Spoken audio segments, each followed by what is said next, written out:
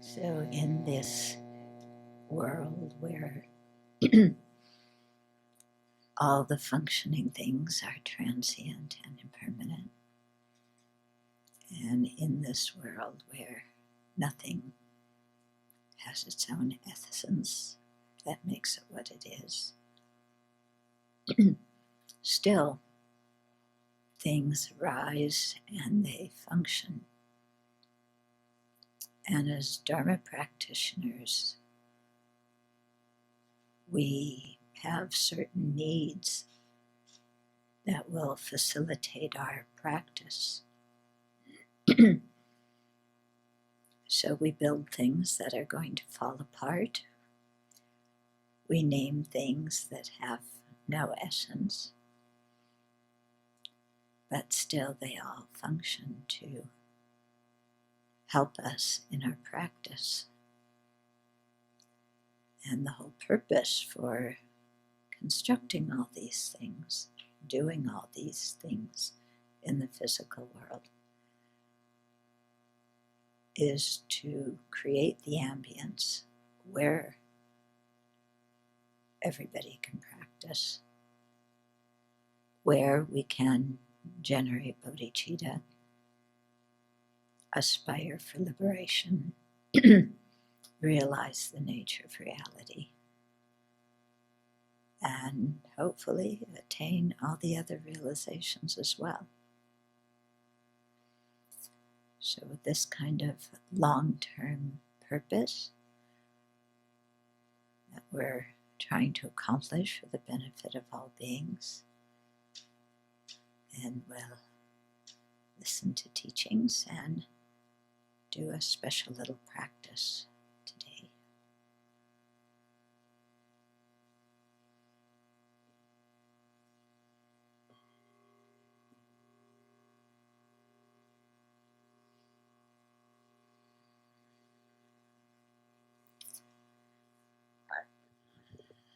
So July 6th is His Holiness the Dalai Lama's birthday. So he will be 84, the way we count years, tomorrow. And actually in Dharamsala, India, where he lives, it's already July 6th. And it's probably 6:45 in the morning, and people are gathering to do long life puja for His Holiness. In our country, we don't necessarily do long life pujas for people, but we give them presents on their birthday. So the Abbey is going to give His Holiness a present. Yeah, and the present, it doesn't exist. Well, it exists, but it doesn't exist. It is merely labeled, but there's no basis of designation to point to for it yet. And that is our Buddha Hall. Okay, so when we started the Abbey in 2003, as it happened, it wasn't my plan, I was leading a retreat at Cloud Mountain Retreat Center, and at the same time negotiating the final terms of the contract to purchase the property. Some of you were there at the time. So you remember that I was teaching a course, and in the break time I was on the telephone learning about what radon was and how you put in a radon system, and what do you need in order to sign a contract, and how do you get insurance for the house, and what do you do about the people who are living in here already who want to stay longer. So I would do all that in the break time with telephones and this and that, and then I would walk peacefully up to the hall and sit down and say, now you're going to meditate.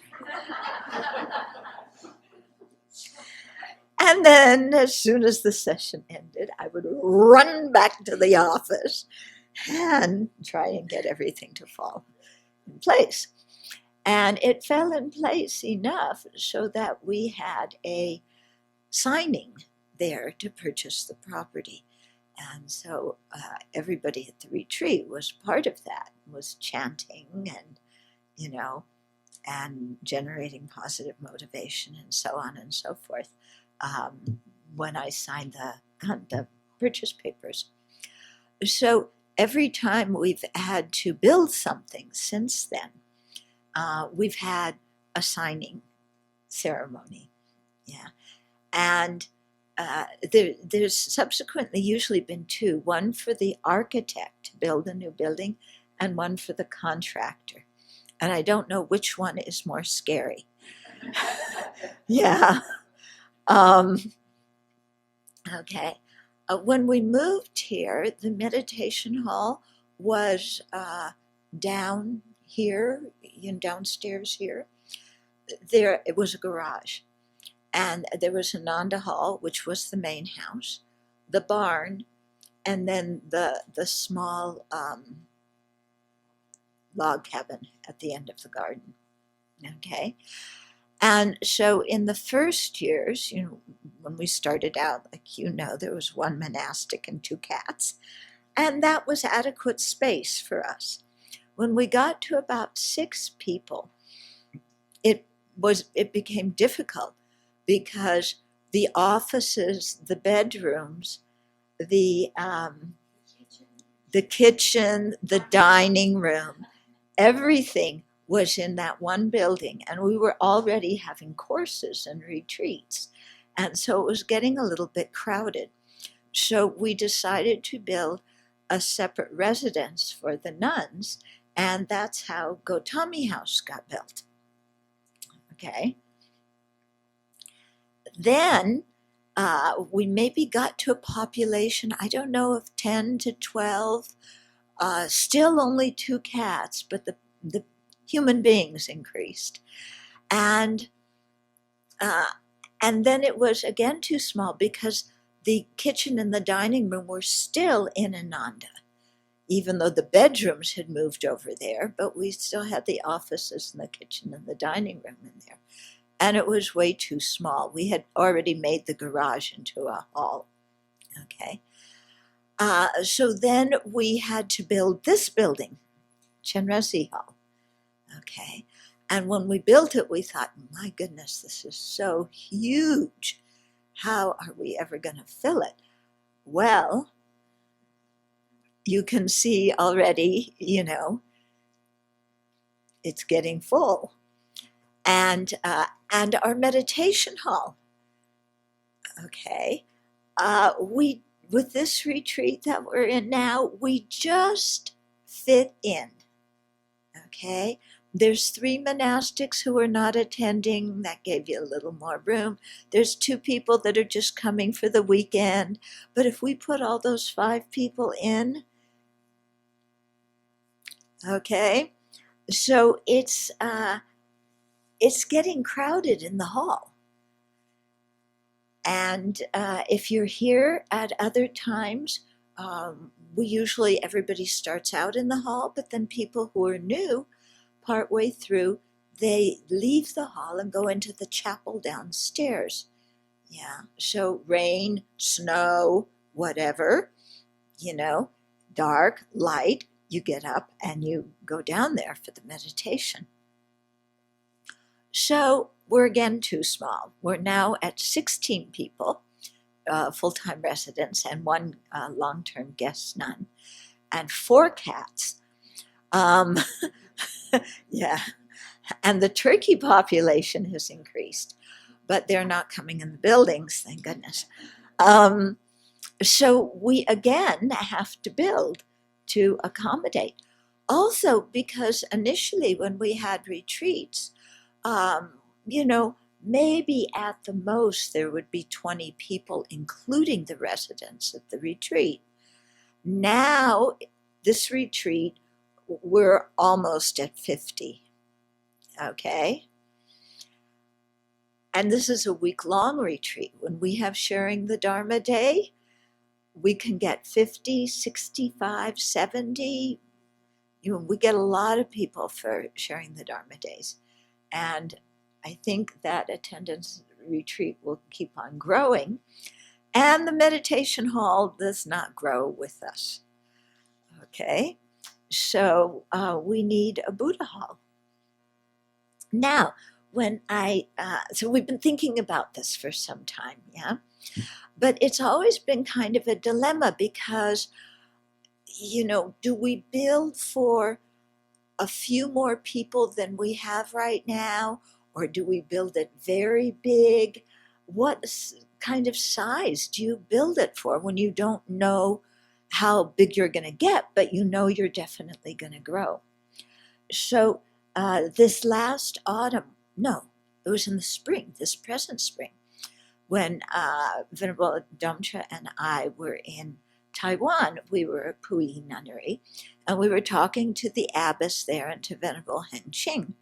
And both of these are senior nuns, lots of experience. Venerable Chao Yin. My Chinese isn't so good. But she's built her whole place and many places. So we presented this predicament to them and said, what do we do? What size do we build for? If we build big, it costs more money. We have more upkeep, but then it will have room to grow. If we build small, it's easier. It's cheaper for now. We don't have the upkeep, but then what happens when we get more than 30 monastics? We're stuck. So both of these senior nuns, without skipping a beat, said, big. Okay. It was, there was no discussion. You build big. It was like, how in the world are we going to do this? But they were uncompromising. You have to build big. So what we have planned now, and somebody may say it's still too small, but I don't know, okay, is the Buddha Hall will be in beyond, it's up from Gotami House and then past Prajna Cottage in that meadow there. So where the landing is, where the vehicles are parked, just below that. Yeah, there's a whole field that goes down. So we're thinking of a 3-story building. Yeah. Yeah. So the top floor will be the main Buddha Hall, and we're thinking to sit 100. But that just means that maybe you'll have more room to do full-length prostrations. Because right now, you're in the meditation hall, and you not everybody can even do short prostrations, let alone the full-length ones. So we want a room where people can do full length. Then we're going to have 2 side rooms. Yeah, one will be a Tara room. Yeah, Tara is kind of our protector and our guide. And the other one will be a room where we can do our Vinaya ceremonies, where we can create what in Vinaya you call a subsidiary territory. So, and both of those rooms will hold about 50 each. And then we'll have I don't know, we haven't named this room yet. But the idea came when we were in Taiwan at Dharma Drum Mountain, which is a huge, huge monastery there. And what they have, because as monastics, people are constantly, all the time, contacting us to make prayers and dedications for people facing obstacles, people who are sick, people who have died, and so on.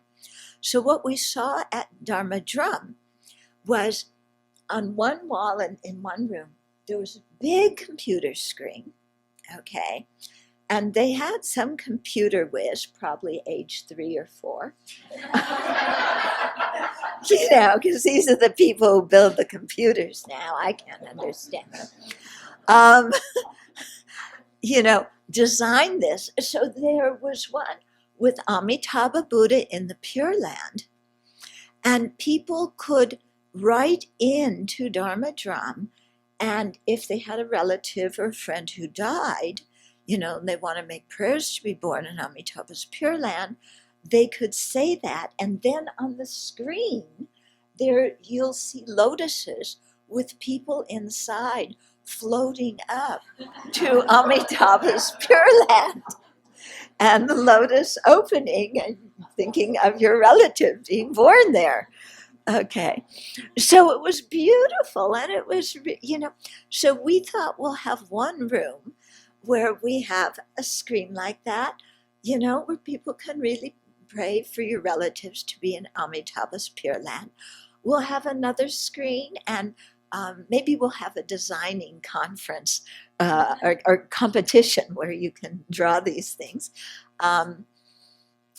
One for people who have obstructions of some sort, and they want to clear the obstructions. So another dedication screen for them. Another one for making prayers for people who have poor health, that they can recover quickly. And then another one so that people can have calm, peaceful minds and good relationships. Yeah. And so this room will have these different screens, and then people can sign up, and the names and so on will be on the screens, and then we can all dedicate for these people. So that room might hold, 20 people. We're not sure yet. And then so that's the top floor. Then we need.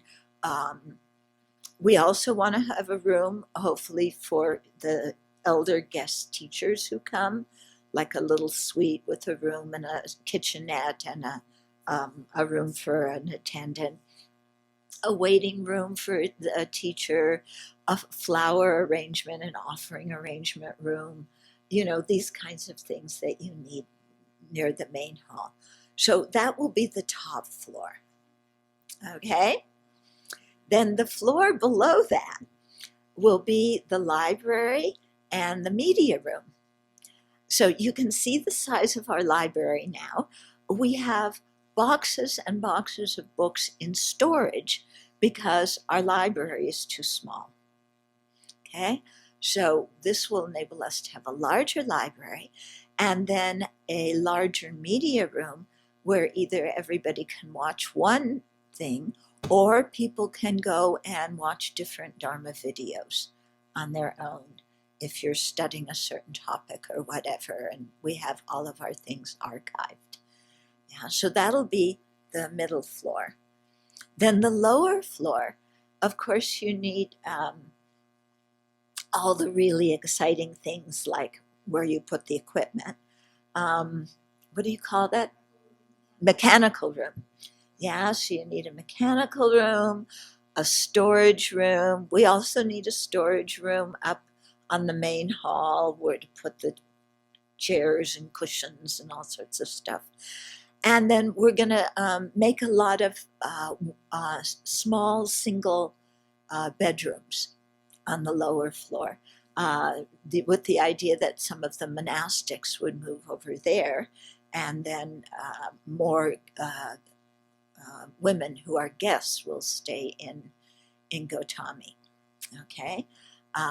And so that will be our 3 floors. Yeah.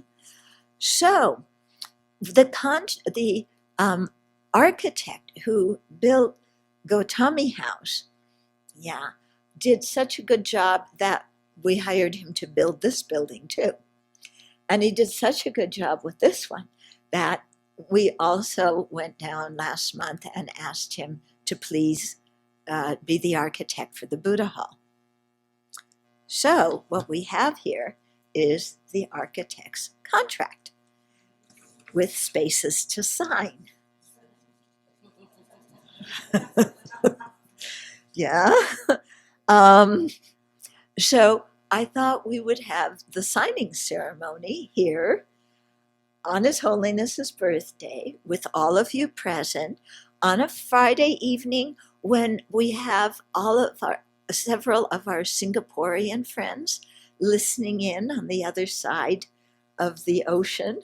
It's Saturday morning where they are, and where we could all, chant the mantra and put our prayers and our good energy and everything into this all together, because this building is for all sentient beings. Yeah, when you build a monastery, it's not just for a couple of people, it's for everybody, because the purpose is to have a place where people can practice and attain realizations and benefit all sentient beings. Okay, so that's what we're doing. Any questions? Yeah.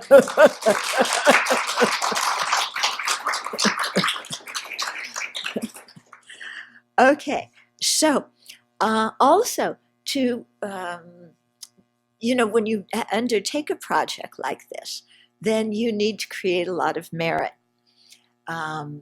So when we built Chenrezig Hall, people recited Chenrezig mantra, millions of them. 21 million. It was her idea. What? Chunfa's idea.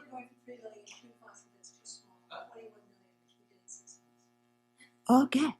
So that was Chunfa. He's one of our Singaporean friends. Okay. This year, Venerable Tarpa and I decided how many mantras we're doing. And we're going to be, instead of Chenrezig mantra for Chenrezig Hall, we're going to do the Buddha's mantra for the Buddha Hall. So it's Om Muni Muni Maha Muni Soha. You don't need the Tayata before it. And you don't need to sing it in that melody. You can just do Om Muni Muni Maha Muni Soha. Okay? And we're going to do 108,000. Yeah. 108,000 mantra. The mantra is twice as long as the Chenrezig mantra. Yeah. And if we do it very quickly, then we can always recite more.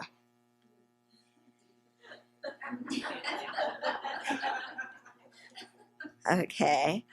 But we're, I wasn't writing books back then, so yeah. She'd have us recite 108 million.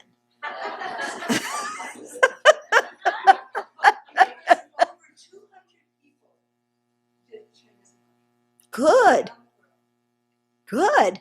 And they'll do Buddha mantra too. Yeah. And if we finish 108, then we can always do another 108. Yeah, there's no limit, but we will start with that. 108,000 is still pretty big, don't you think? Yeah.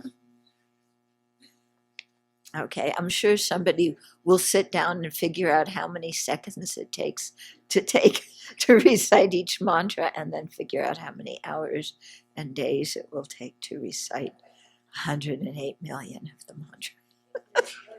Million? No, 108,000.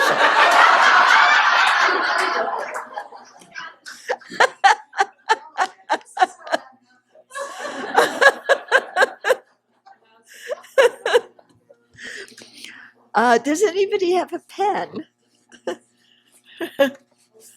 Okay. Okay, so let's just for a moment set our motivation and, really bring our attention to all of us together building this building for the benefit of all present and future Dharma practitioners and people who aren't yet practitioners but will become practitioners. okay? So that they can have a place where they can practice, a place where the Vinaya can flourish, a place where the Sangha can do their different Sangha karmas, a place where we can have retreat and daily meditation and everything that we need to create all the facilities that will facilitate attaining awakening.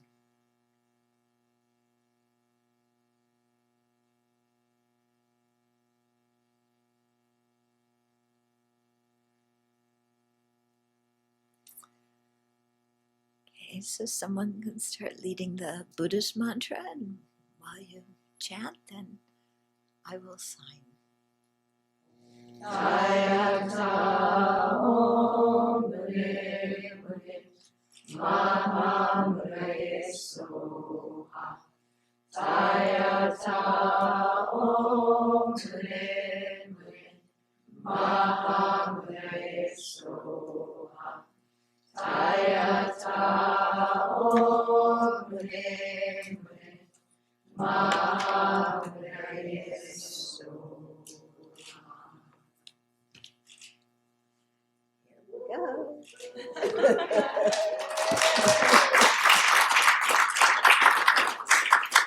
So right now we have a little committee, Venerable Tarpa, Venerable Damtra, Venerable Samten, and me.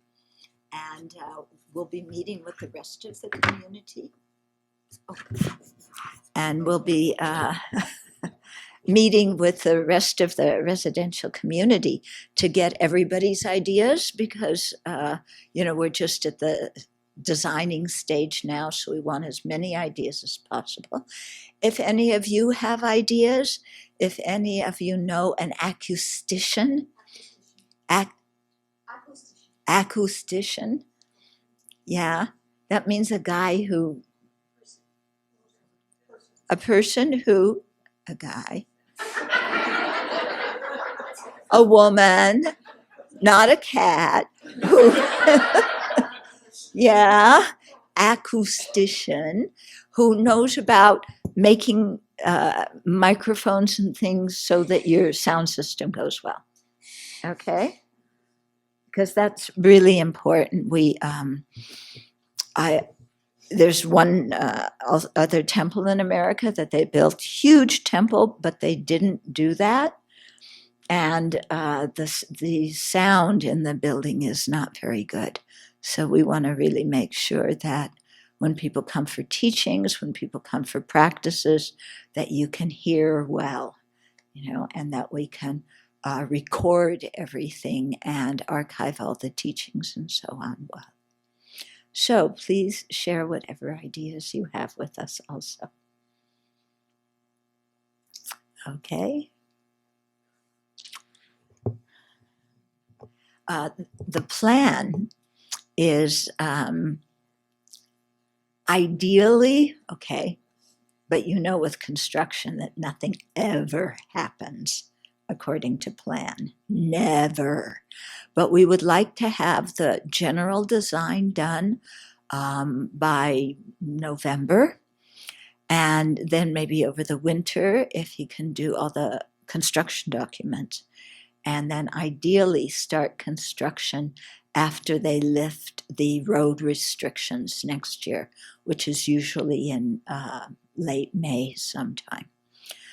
Okay. But as we know, nothing ever happens according to plan. But that's the general plan right now. Okay. So we'll have another signing when we have the contractor. We're thinking of asking the contractor who built this building to come back and do the next one. He was expensive, but he did very good work. Yeah. Okay.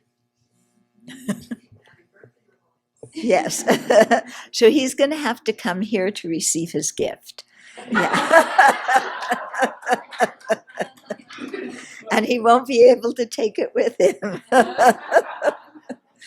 Yeah. So. What?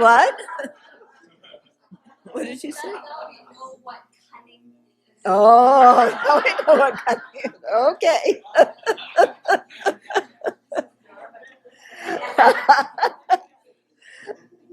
Okay.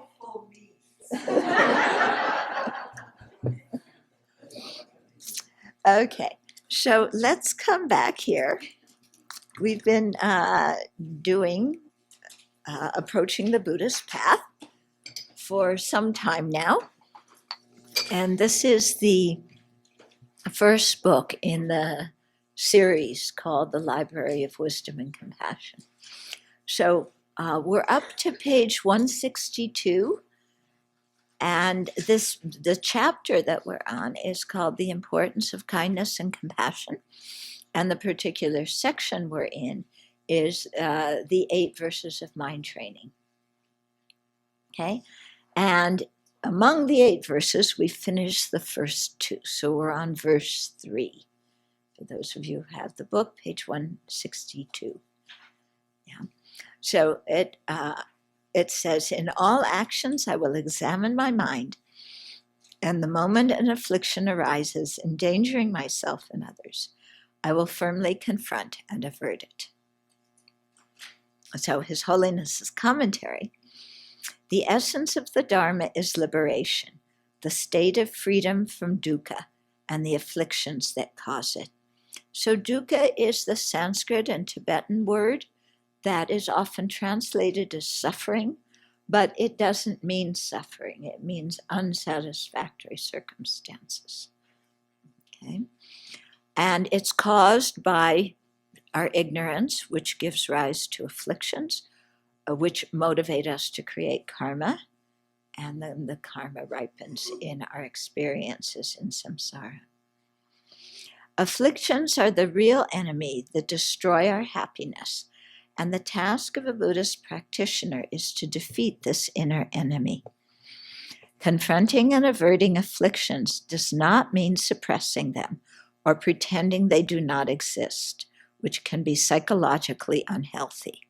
So this is really important to understand, in our practice of applying the antidotes to the afflictions. We're not trying to just psychologically stuff our feelings and pretend they're not there, but rather we want to learn how to look at the situation in a different way so that those disturbing emotions and wrong views don't even arise in the mind. Okay. Rather, we must notice afflictions and apply an antidote so that they cease, like tossing water on a fire to extinguish it. Okay, so not just suppressing things. Cultivating introspective awareness, I mentioned that mental factor this afternoon. Cultivating introspective awareness, which identifies afflictions the moment they arise, and mindfulness, which recalls their faults, helps us to exercise restraint, curtailing the harmful influence of the afflictions. Without applying mindfulness and introspective awareness, we risk giving afflictions free rein to wreak havoc in our lives. They will increase in strength to the point where they overwhelm common sense and reason, and we will find ourselves in dangerous, bewildering, or painful situations. Okay, have you ever had that happen? Yeah? You have some very strong emotional reaction to something, and you can't think clearly. Yeah? And your mind is just out of control, either with attachment, desire, I've got to have this, or with anger, and, I've got to, blast somebody. But the mind is just completely out of whack. Okay? So this is what afflictions do to us. This is their danger, because we can't think clearly. Reason is out the window. Common sense is long gone, and we just follow these disturbing emotions, and then we wind up in a mess. Yeah, so I think we've all had experiences where we do that. And that's why this verse is saying, in all actions I will examine my mind, and the moment an affliction arises, endangering myself and others, I will firmly confront and avert it. In other words, I won't just let mental afflictions arise and continue just not even noticing that they're there and acting them out. And I won't let them arise and notice they're there, like saying, oh, gee, I'm getting angry, but then let them stay there. Yeah.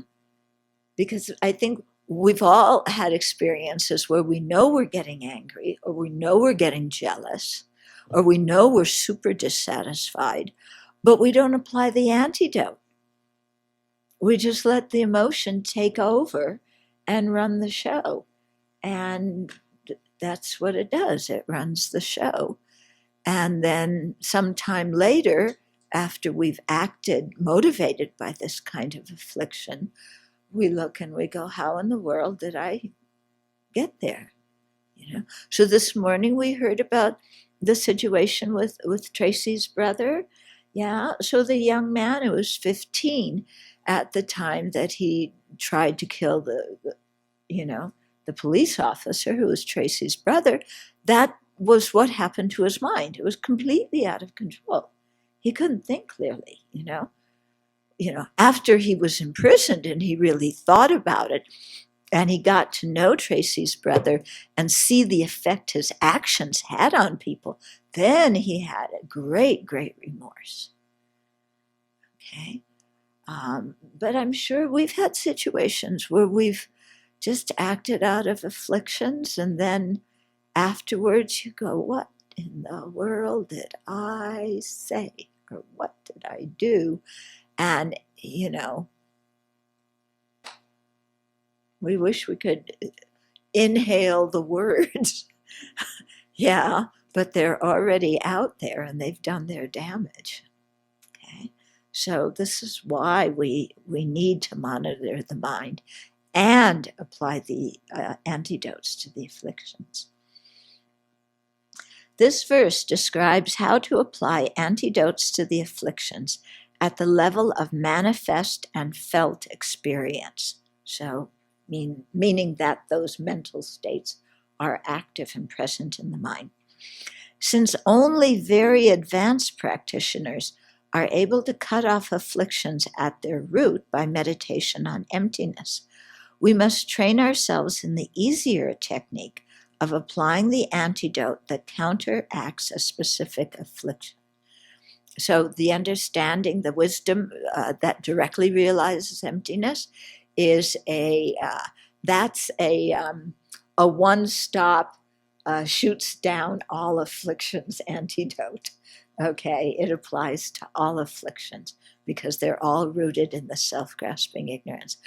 But emptiness is hard to realize, so we need to learn the specific antidotes to specific afflictions first, because they're easier to apply. To counteract anger, we contemplate love and compassion. To oppose strong attachment, we reflect on the disgusting aspects or undesirable aspects of the desired object. To dissolve arrogance, we reflect on our shortcomings and all that we don't know or understand to increase our humility. Okay, so when we're full of arrogance, we sit and think about everything we don't know. Yeah, it makes us humble. Then His Holiness says, whenever I have a little tingling sense of conceit, I think of computers about which I know next to nothing. That really calms my conceit. Okay, then there's a reflection at the end of this section. So there's 3 points here to contemplate. First, to contemplate the disadvantages of the afflictions. Second, make a strong determination to notice them with introspective awareness and to counteract them. And then third, spend time familiarizing yourself with the antidote to each affliction so that you will be able to recall and apply it easily whenever that affliction begins to arise. Okay, so we may have learned the antidotes to afflictions. We just read here, if you have anger, you meditate on love and compassion. If you have attachment, you meditate on the disadvantages. So we can recite the words, but we've never really contemplated that. So without contemplating it and really applying it to our life and thinking of situations in the past when we've had strong emotions, and then imagine applying these antidotes to those strong emotions that we had in the past. Okay, so we're practicing, we're doing dry runs, we're doing rehearsals, yeah. And in that way, we develop some familiarity with the antidotes, and that gives us at least a fighting chance when they arise. Yeah. If we don't develop that familiarity in our daily meditation practice, then when the disturbing emotions arise, we sit there and go, what do I do? Yeah. Or we try and apply an antidote, but because we haven't really familiarized our mind with it, it doesn't actually counteract the affliction, because we haven't let it really sink into our mind. The antidote hasn't sunk in.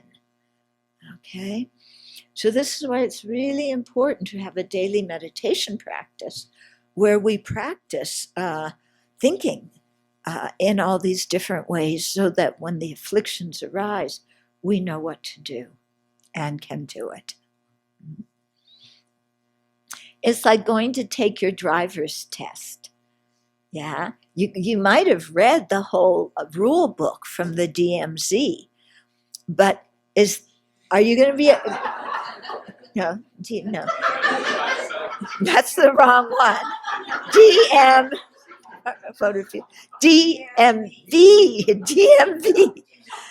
Okay, well, I got V and Z. Well, if we don't know the rules from the DMV, we will make the road a DMZ. Okay. Demilitarized zone. Okay. So, yeah. Okay. So, just knowing the rules we're not going to pass the driver's test. We have to practice driving.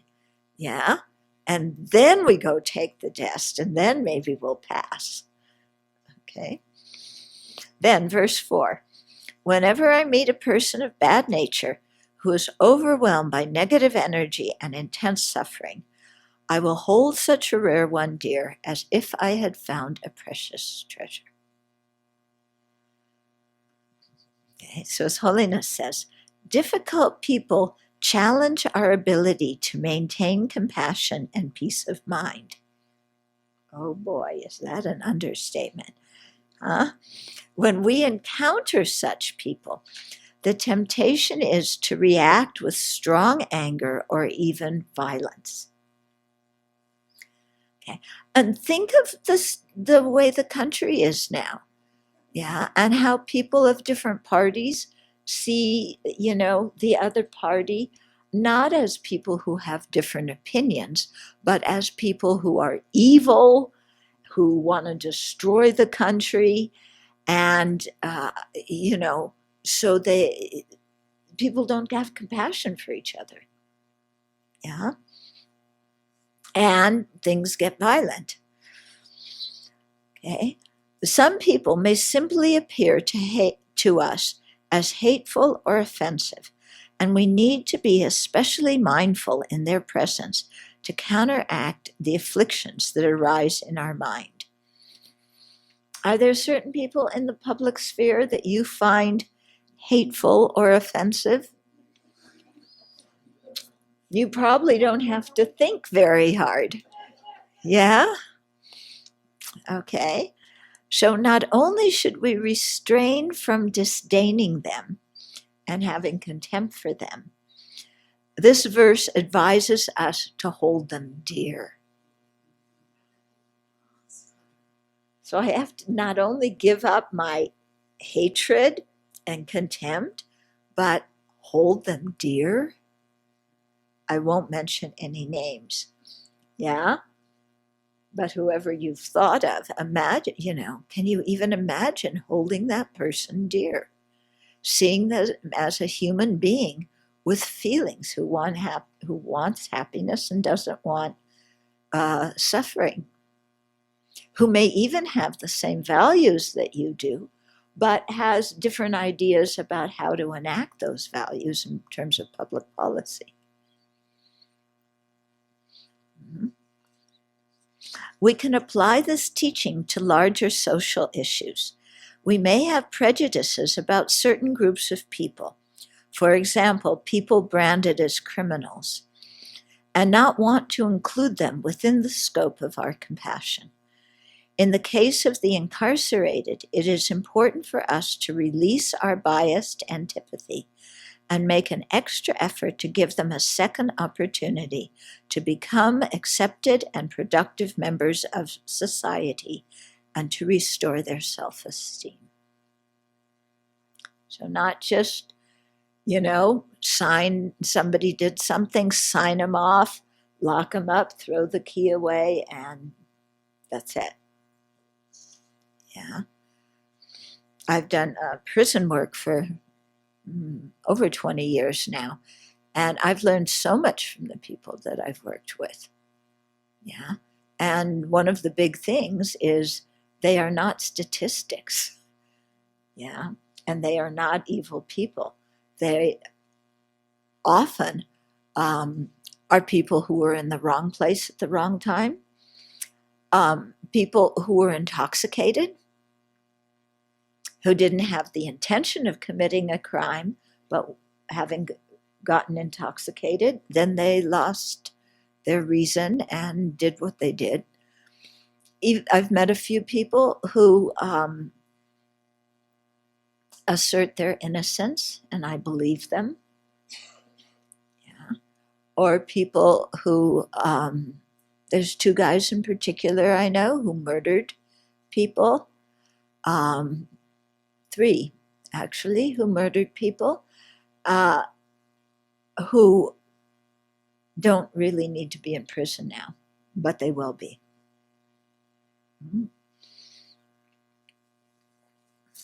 Okay. Likewise, we may habitually ignore or avoid those with disabilities or people who are terminally ill.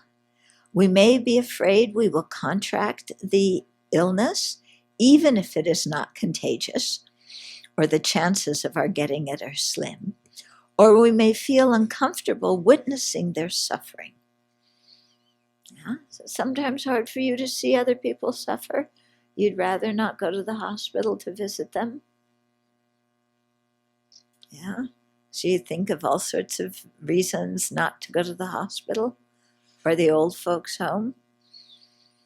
In these cases, too, we need to consciously cultivate empathy and compassion, remembering that we could one day find ourselves in similar circumstances and need the kindness of others. And this is especially true with people with disabilities, because we are all aging and losing our physical power. So unless we die early, all of us, without exception, will at some time or another be disabled. Okay? So if we remember this, then when we see people who are currently disabled, we don't turn away from them or ignore them or think that they're different from us. They're just a little bit ahead of us, but we're going in that direction. And it's true, isn't it? As we age, are we going to remain constantly healthy and able to move and see and hear and so on? Forget it. Yeah. So really, I think society's attitude towards the disabled needs to change because, we're all going to be disabled at some point or another. They're us. Since we have the opportunity to overcome our deep-seated biases only by meeting people who are oppressed by negative energy and intense suffering, for us, they are like precious treasures, giving us the chance to enhance our fortitude, empathy, and compassion.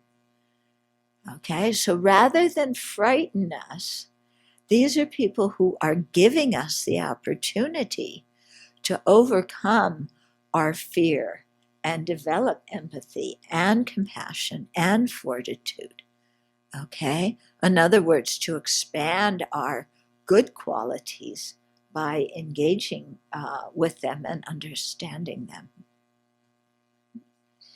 We may even be surprised by how much we can learn if we open our hearts and minds to their experiences. So it's, I think, especially interesting. I like talking to people, to the elderly, because they have lived through historic events that I've only read about in books. But they have lived through them and can share their experience of what it was like to live through this and what they saw and, how they handled things and how they felt. So I find that very, very valuable. Yeah, to talk to people who have experienced the things that I've just read about in books. Mm-hmm. And sometimes you have to get them to talk. War vets do not like to talk about their experience. It's often too painful because civilians don't understand what they've experienced. The life in a war zone and life here, not in a war zone, are so incredibly different that sometimes the vets have a really hard time expressing themselves and feeling like other people can understand what they're going through. So actually, one of the guys who helped build this building is involved with a group called Vets for Peace. And Venerable Sumton has gone to one of their meetings. They're having a conference in August in Spokane. And so one of the monastics will go down there and lead some meditations. And then also I want to invite them to come up here. I don't have anything specific to say to war vets, but I want to listen to them. I want to hear what their experience was. Yeah, because they've had experiences that I haven't had and probably will not have in this life, but there's a lot I can learn from them. Mm-hmm. Do you have any advice for letting people feel comfortable enough to open up and share these things when it's difficult for them? To help people, I think when they feel like they can trust us, when we show that we are listening from our heart. Yeah? So we're not interviewing them. We're not taking notes. We're not going to write up an article. Yeah? We're not going to say, well, why in the world did you do that? Okay. We're just going to listen from our hearts. And when we can do that, I think that really helps people open up, yeah, and feel comfortable talking about these things. And I would guess probably in all of our families have different things that people don't talk about. Yeah, you know are there, and you know people don't talk about them. Yeah. But you kind of, it's like, well, what happened? So it's finding the right time and really showing somebody that you can listen without judging. In regard to differently abled people, I suddenly remember how when I was in the high school drama club, for 1 year, our teacher must have worked with a community partner to have a high school student with Down syndrome join the drama club for rehearsal, and she would come with her mother. And the teacher never like briefed us or whatever, but just the experience of having this young woman with us that whole year was so educational. And I mean, there was fear on everyone's part, right? Like learning how do you communicate. Sometimes we would trigger her, she would have a breakdown, or just working through all that and putting up a performance together was, I think, transformative for all of us. Yeah.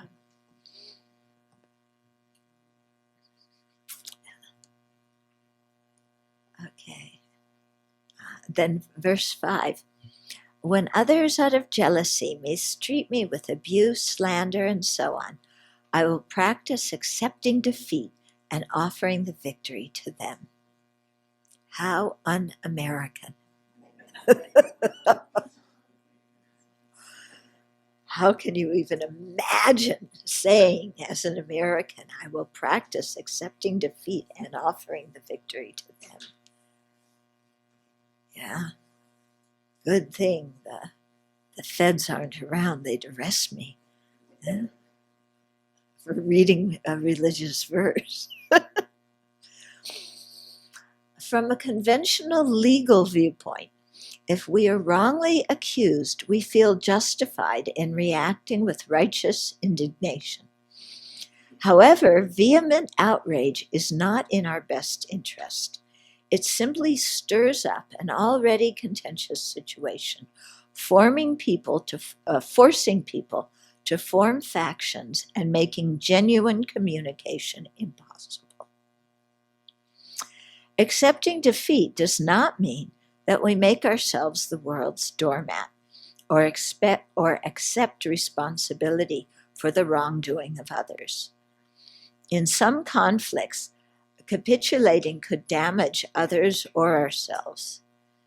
So here, offering the victory to others means we don't have to have the last word in an argument or continually correct every small error others make. Okay? How many of you like to have the last word in an argument? Yeah? Yeah, we want to win the argument, don't we? We want to have that last word so that the other person just shuts up and acknowledges that we were right. Because of course we're right. We would never be wrong. Would we?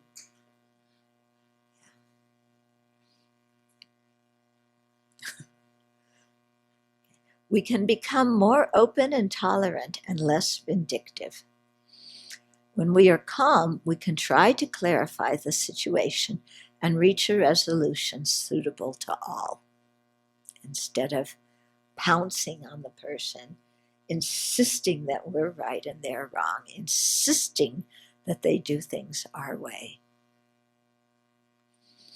Some people like to quarrel and enjoy picking a fight. Anybody here?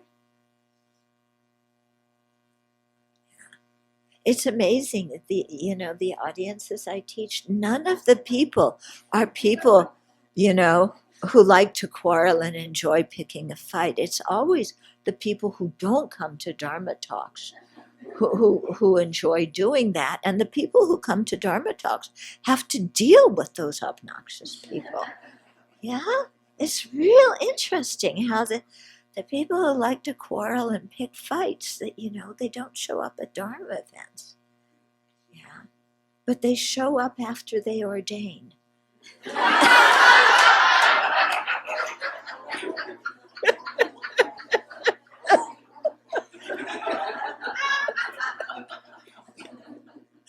Some people are laughing and some people are scowling.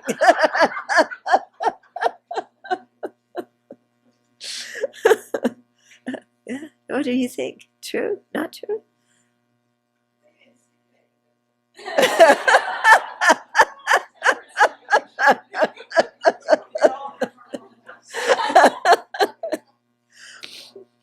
Okay. Well, it's like the cats. All of them look so cute and innocent and sweet. And once they moved in, you know, it's like, this is my territory. Okay. This is not to suggest that practitioners should simply yield to whatever harm or injustice is being inflicted upon them. In fact, according to the Bodhisattva precepts, we should respond to injustice with a strong countermeasure, especially if there is danger that the perpetrator will continue acting destructively in the future, or if others will be adversely affected. So according to the Bodhisattva precepts, we should intervene when we can. Okay? So we have to be clear. Compassion doesn't mean you're the world's doormat. Okay? We need to be sensitive to the situation and know when to let a situation pass and when to confront it. Isn't that true? Yeah. I remember my mom as she aged saying, you have to pick your fights more carefully. Yeah. Because as you get older, you don't have the energy to fight so much. So you have to pick them more carefully. Yeah. But when we're young, do we want to let a situation pass if we think somebody has mistreated us? No way. Yeah. For their benefit, with compassion, we're going to point out to them that they should shut up and never talk to us that way. I mean, that they should revise their speech and be nice. Okay. For their benefit, right? Yeah, we're just going to point out to them that they're misusing words, they're acting inappropriately. Yeah. And that they should just cut it out.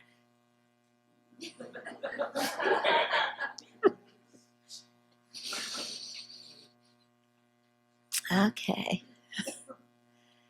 Yeah, so we need to be sensitive to the situation and know when to let a situation pass and when to confront it. But whether we say something to the person or let it go, it is vital that our own mind harbors no resentment. Okay, that's what's important. That is why we are releasing, that is what we are releasing when we offer up the victory, is our own resentment, based on our own need to be right and to win and to put that person in their place so they don't behave like that in the future.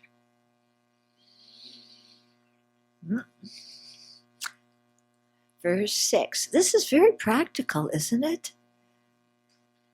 Yeah. Verse 6. When someone I have benefited and in whom I have placed great trust hurts me very badly, I will see that person as my supreme teacher. So someone I have benefited and in whom I have placed trust, great trust, maybe a spouse, maybe a dear friend, maybe your child, yeah, maybe your parent, maybe, who knows, a teacher, yeah, but somebody that we have benefited and in whom we have placed great trust. And then that person hurts us very badly. They betray our trust. Okay? So we usually slink away and cry and have a pity party, or we get incredibly angry and throw a fit and let them know. Okay? So I will see that person as my supreme teacher. After helping someone, we expect at least a thank you in return, if not their help later on. Isn't it true? Yeah, shouldn't they say thank you? Especially when we are close to someone, we tend to expect a lot from them. When, instead of responding to us in the way we would like, the other person is inconsiderate or inflicts harm, we often react with hurt and anger. Yeah. Our sense of disappointment and betrayal is so deep that we may ruminate on the situation for a long time and plan our retaliation, wanting that person to hurt as much as we do. Such thinking can be all-consuming as we alternate between feeling sorry for ourselves and indignant toward the other person. However, taking revenge does not eliminate our pain. It only masks it temporarily by giving us a false sense of power.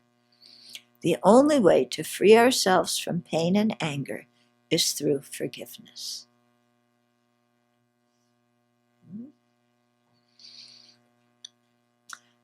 Forgiveness does not mean we condone the other person's action. It simply means that we are tired of being hurt and angry, and we are releasing those emotions because those emotions are making us miserable. So we're not saying what the other person did was good. We're not saying what they did is okay. Yeah. We're just saying, my anger makes me suffer, and I'm tired of suffering. And there's a way for me to stop suffering, and that's by forgiving whoever it was who hurt me. Okay. To do this, we practice seeing the other person as our teacher of fortitude. He is like a rare gem because people who give us the opportunity to practice fortitude and forgiveness are rare. Think about it. Yeah, how often do we really get hurt that deeply? Yeah, not so often. And yet, the ability to forgive such a person who hurts us, to see them as a suffering sentient being and to have compassion for them, those are qualities that we must develop in order to become Buddhists. Yeah. But the situation to cultivate those qualities doesn't happen very often. Yeah. So when it does happen, that's a very precious opportunity. Now, we see it as a precious opportunity because we are intent on attaining Buddhahood. If our bodhicitta, if our spiritual intention is at the level of our mouth only, then when we're hurt that badly, we never think, oh, this is an opportunity to practice. We think, why does this happen to me? This person is so ungrateful. I did this and that, and look what I get in return. The world is unfair. On and on. I'm sure you could write the script for it. Okay? But in fact, if we're really sincere in our practice, then we say, wow, what an opportunity to practice. So it's just like they say that the bodhisattvas, whenever they hear somebody say, I need something, give me something, the bodhisattvas are so delighted because they get to practice generosity. Yeah, they're so excited that somebody is asking them for something because now they have the opportunity to be generous and meet somebody's needs. Yeah. If we aren't sincere in our practice and our wish to be generous is only here, then when somebody says, please, can you give me that or help me with this? It's like we're out the door before they can blink. Yeah. Okay. So this depends on our level of spiritual maturity. But if we're mature, then we can really see these situations as really big opportunities to advance on the path.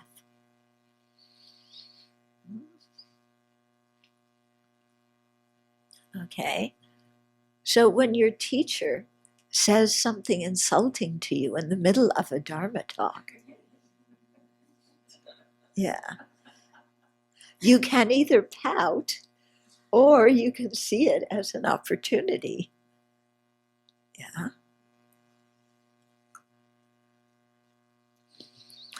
Although helpful when we feel pain due to the betrayal of trust. Although helpful when we feel pain due to the betrayal of trust is to also helpful when we feel pain due to the betrayal of trust is to reflect that in the past we have behaved in such ways towards others. Although it is unpleasant to admit it to ourselves, it is true that we have not always been exemplars when it comes to treating others fairly or keeping our promises and commitments. True or not true? True. Since we have acted in hurtful ways to others, why are we surprised, incensed, or devastated when such behavior is done to us? It is wiser to accept the situation, forgive the other person, and work on making ourselves more reliable and trustworthy in the future, so that we avoid creating the karmic cause to receive such treatment ourselves. Yeah. So if we don't like the result we're experiencing, let's stop creating the karmic cause for it. In the future, instead of throwing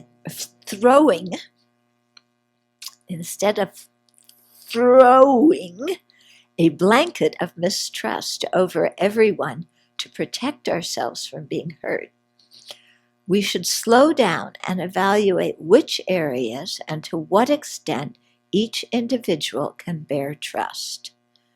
So sometimes when our trust has been betrayed, we react so strongly that we are suspicious of everybody. We don't trust anybody after that because we're afraid that they're going to hurt us. Yeah, that's a bit extreme, isn't it? Yeah, because here all these billions of people, but before they've even had a chance to say hello, we're convinced that they're dangerous and we need to protect ourselves from them. That's really not very fair to other people or fair to ourselves. Okay? But if we slow down and get to know people and in the process evaluate what areas we can trust people in and what areas, it's not wise to trust them in, then we can relate to people much more openly and with a lot more wisdom. So, for example, you wouldn't trust 2-year-olds with a package of matches, but you would trust an adult with them. Okay? So, in the same way, some people we can trust in certain areas, some people we can trust in other areas. So we get to know people and see, what areas people are trustworthy in and what they aren't, and then we act accordingly. Okay. We trust the pilot of a plane who is a stranger with our life when we board the plane, but we may not trust him to do our accounting. Okay.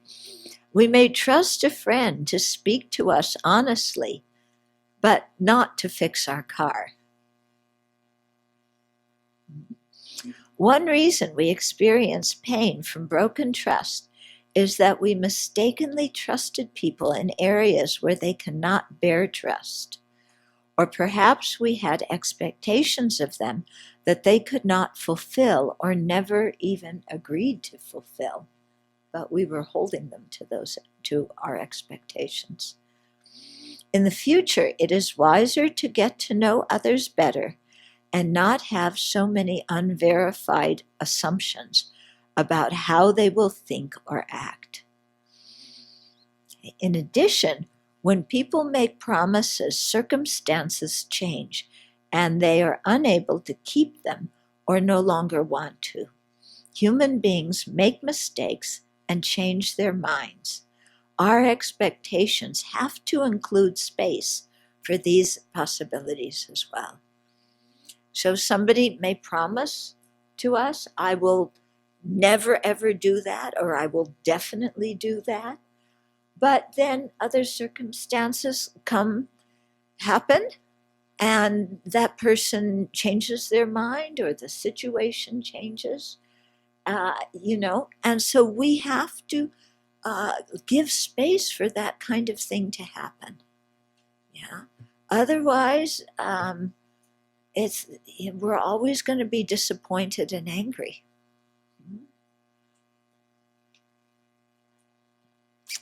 Okay. So have you ever been in situations where you're getting to know somebody and one part of you is very attracted to that person and you want to get to know them better, but you also detect some red flags? Yeah, you had that happen? But because you really like what you know of the person so far, you ignore those red flags. Yeah. Or you think, well, yeah, they have that problem, but I'll help them, and so that they don't have that problem anymore. Or the famous one of, if they love me enough, they will give it up. Yeah. How many times have we, gotten ourselves into that kind of situation? The red flags are there waving, and we just looked right past them. And then later, when our trust has been betrayed, then we blame the other person. But maybe our own ignorance got us into that situation, or our own attachment. Yeah, we're so attached to that person that we refused to look at them in a more accurate way.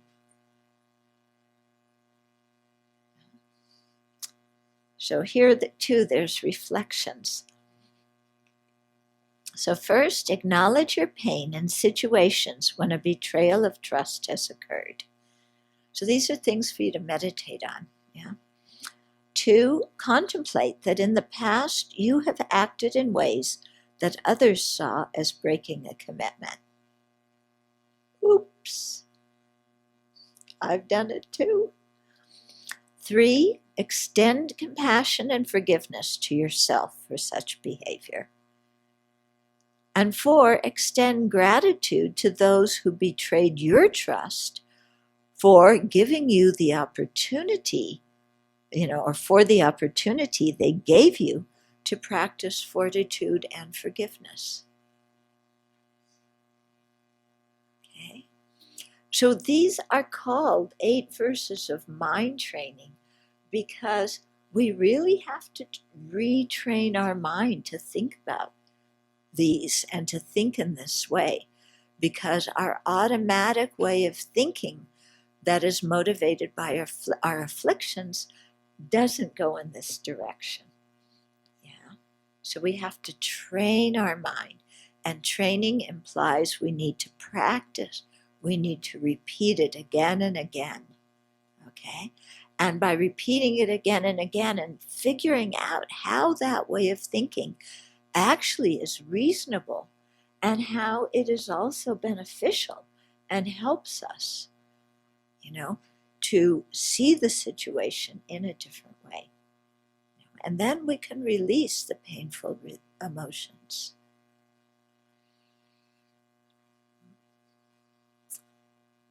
Okay, so we'll stop here. Maybe there's some questions or comments. It's just something I noticed on our trip into Australia. It didn't come up here tonight, but more and more with this particular verse of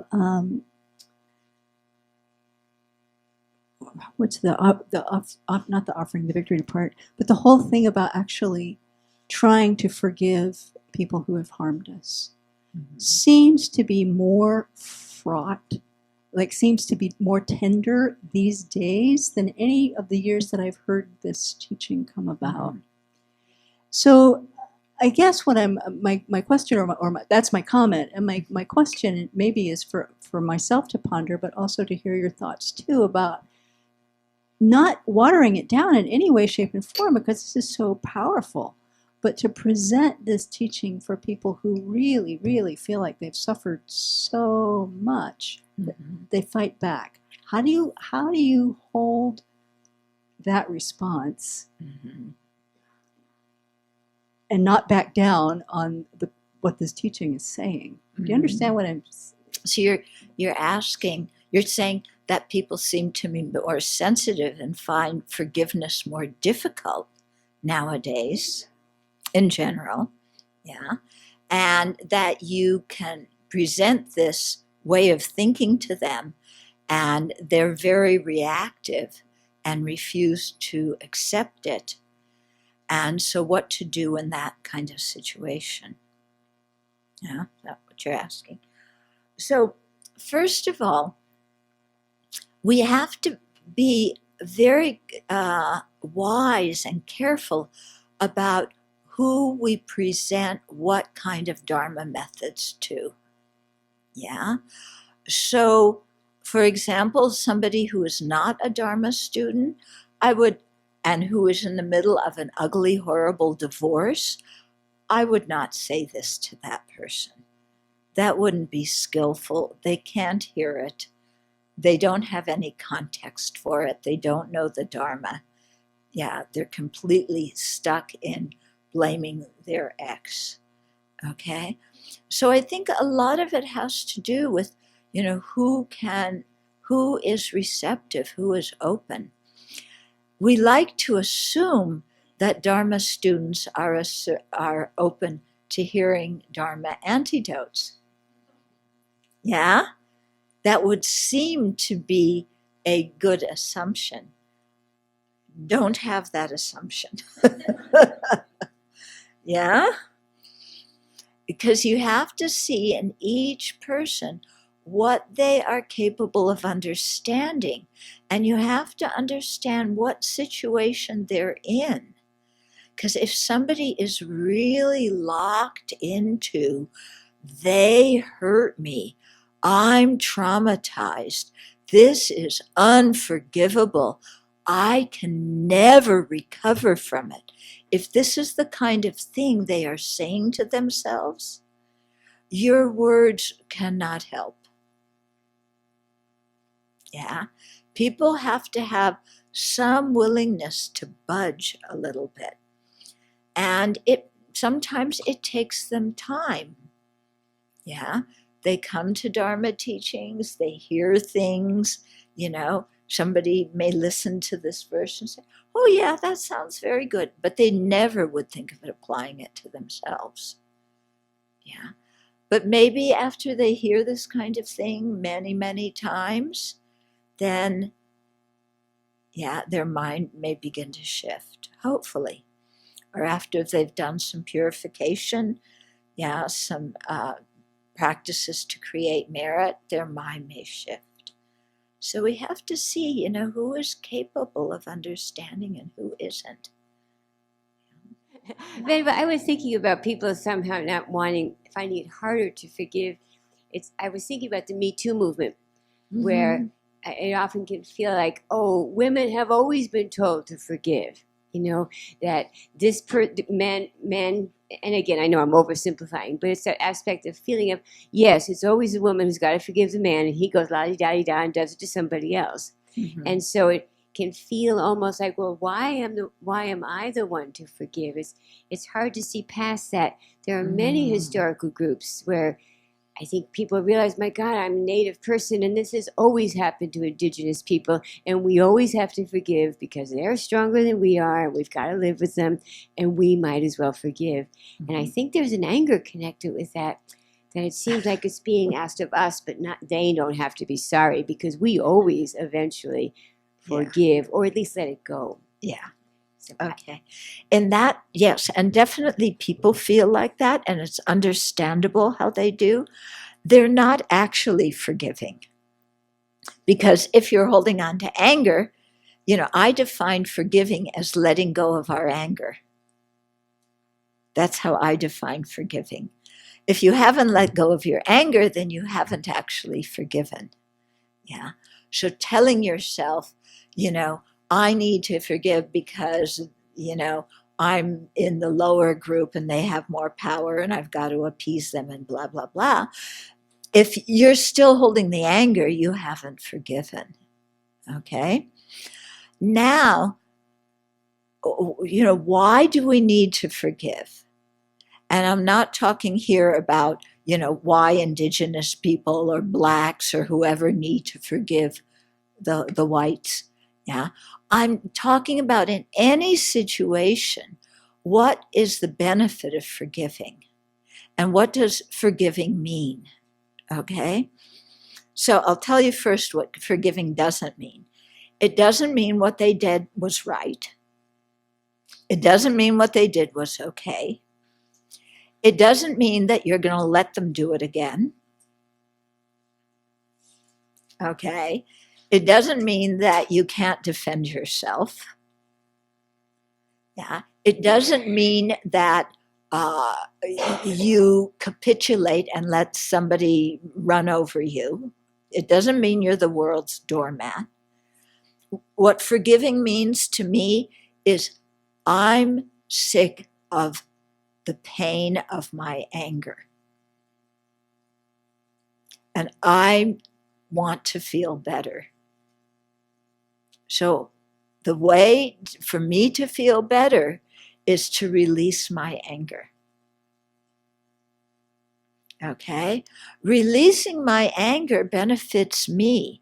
It doesn't mean what the other person did was okay or that I'm going to let them do it again. Yeah? It simply means that I am tired of holding a grudge because holding a grudge is so painful. Going around in our life hating other people because of what they did to us, either in the present or historically, going around our life with that kind of antipathy is painful. Yeah. How do I release that pain? By releasing my anger. Now, many people think, how do I release that pain? By getting even. Okay.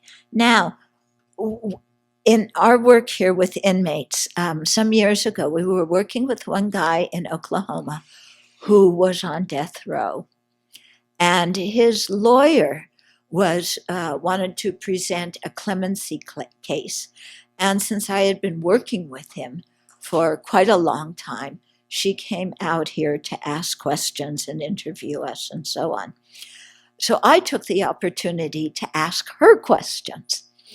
What I discovered is that, because he was accused of murder, yeah.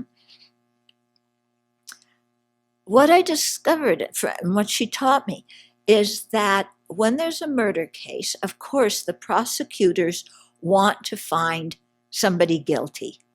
It doesn't look good for the police department or the prosecutors if they can't find somebody guilty. And the public is upset and they're concerned. So they will do their best to find somebody guilty, whether or not that person is actually guilty. Okay?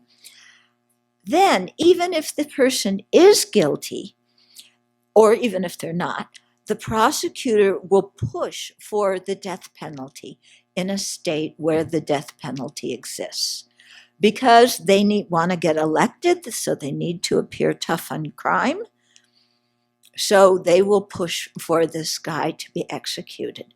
And they will use the victim's family. Yeah, they manipulate and use the victim's family to make the case that this awful, horrible monster needs to be executed. And they tell the victim's family, this is justice. You know, this monster killed your loved one. If the state kills this monster, then you've gotten even. That is justice. Your pain will be eliminated because that person will suffer what they caused you and your loved one to suffer. So they will talk the family into feeling this way and bring the family in to lobby the judge, lobby the press, that yes, the death sentence is the appropriate thing for this monster. And then when they enact the death sentence, you know, they have rooms where you sit to watch. So there's a special room for the victim's family. Yeah.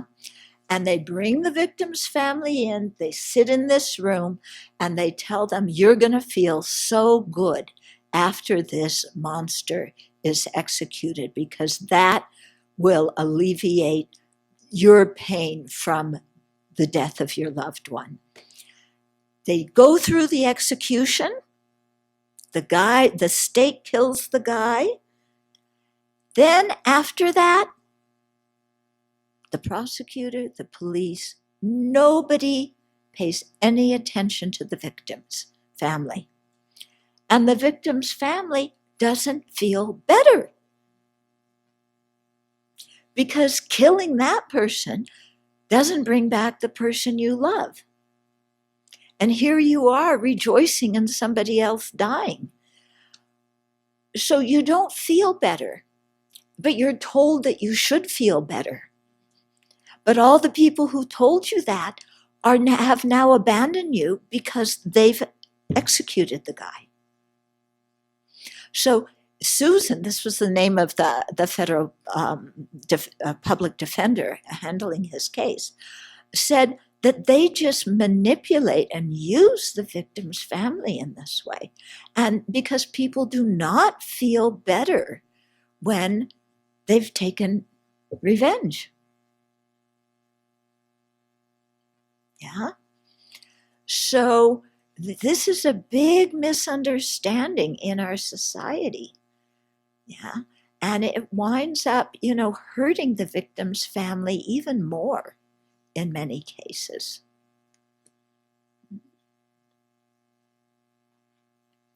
So that's why I say releasing our anger is something we do so that we feel better, so that we aren't dragging around a dead corpse of our own anger and our own vengefulness. Yeah, because that just makes us suffer. So our friends in Singapore, they're referring to verse number 5 about how practicing accepting defeat and offering the victim to whoever's mistreating us. And they say that a lot of comments says this is the weakness of a Buddhist. As a Buddhist, that is why we lost Nalanda University. What is Venerable's view? Okay. So, yeah, it does happen that Buddhists often don't speak up about things. Yeah. And I think that this happens for, like social injustice and so on. Often people don't speak up. Yeah. And I think that we have to learn how to speak up without anger.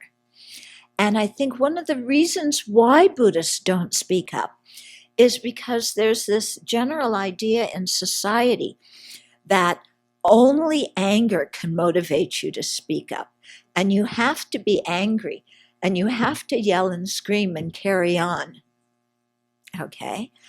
And if you look with His Holiness, he doesn't agree with this at all, and he shows that compassion for the victim as well as the perpetrator can be just as powerful of a motivation to interfere and to speak up, that we don't have to be angry. So Buddhists, they don't want to get angry because they know that it's a negative emotion. So then they just stuff it and don't say anything. But if we could understand that you can say stuff out of compassion, then we can stand up. So, for example, you remember some years ago, the Taliban blew up the Buddhas that were carved in Bamyan, Afghanistan. I happened many years ago to be in Bamyan and see those things. And those really are incredible. I don't know what they call World Heritage event things or whatever they were, And it seemed to me that as Buddhists, we should have spoken up. That doesn't mean we need to yell and scream and hijack airplanes and have, suicide bombers and things like that to speak up for our things. But I think we can speak up on a global level and in the media and make that known to people, that these are precious objects, not just because they're Buddhist, but, just when you look at them, it's incredible that people made those kinds of things. Yeah. So I think, we have to learn to speak up without anger. But with compassion. So the fourth reflection, it's quite an advanced practice, looks like, extending gratitude to those who have betrayed your trust. So I know the word says extend and not express. So this is really referring to a mental practice that we do, right? We've reached the point of forgiveness, and then eventually we think, oh, how wonderful, I had this opportunity. It's not like we call up the person and say, hey, thanks a lot. Right. Yeah. Yeah. You don't go and say, to this other person, you are a precious treasure to me, or, yeah, thank you so much. You're really a precious treasure. This is for our own information only. Okay. Yeah. Okay. So there's a lot to think about here and, to discuss as well.